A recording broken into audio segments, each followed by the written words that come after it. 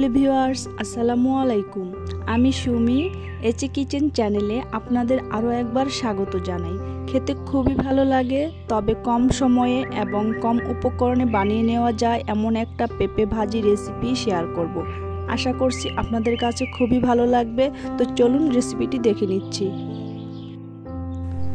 আজকের রেসিপির জন্য আমি এখানে একটা পেঁপে খোসা ছাড়িয়ে ভালো করে ধুয়ে গ্রেটারে গ্রেট করে নিয়েছি। আপনারা যদি বটি দিয়ে কেটে নেন তাহলে একদম মিহি কুচি করে নেবেন। চুলায় একটি ফ্রাই প্যান বসিয়েছি, ফ্রাই প্যানটা গরম হয়ে গেছে। এখন এখানে দিয়ে দিচ্ছি 1/4 কাপ তেল,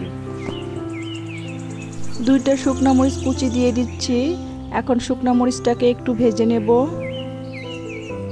তারপর এখানে দিয়ে দিচ্ছি 1 টেবিল চামচ রসুন কুচি, রসুনটাকেও হালকা ভেজে নিচ্ছি।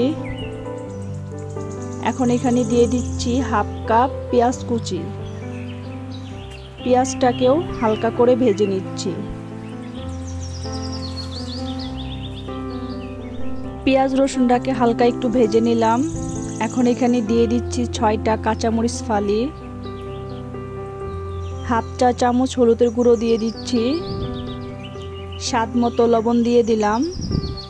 এখন ভালো করে নেড়েচেড়ে নিচ্ছি। ভালো করে নেড়েচেড়ে নিলাম। এখন এখানে দিয়ে দেব পেঁপে কুচি।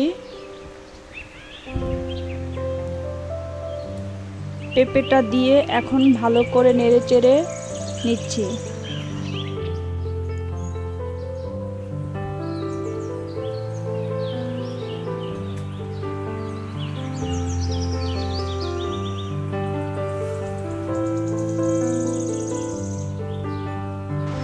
ভালো করে নেড়েচেড়ে নিলাম। এখন চুলার আঁচটা কমিয়ে ঢাকনা দিয়ে ঢেকে 5 মিনিট রান্না করব।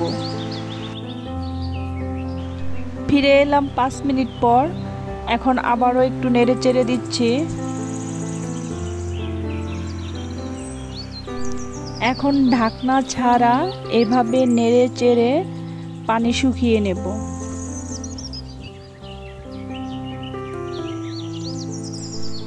এই দেখুন, পেঁপে ভাজির পানিটুকু পুরোটাই টেনে নিয়েছে। এখন একটু নেড়ে চেড়ে নিচ্ছি। ভাজিটা প্রায় হয়ে গেছে। এখন এখানে দিয়ে দেব 1/2 চা চামচ চিনি।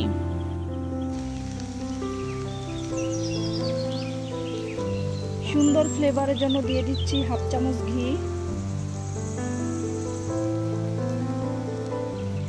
এখন আবারও নেড়ে চেড়ে দিচ্ছি।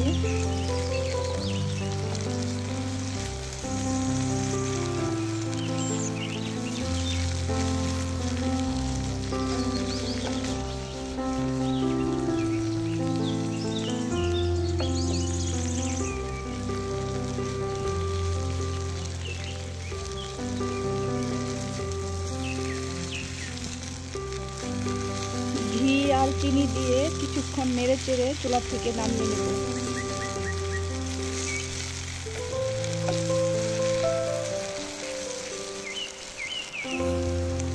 এই তো ভাজিটা হয়ে গেছে, এখন চুলা থেকে নামিয়ে নেব। এখন ভাজিগুলো একটা প্লেটে নিয়ে নিচ্ছি।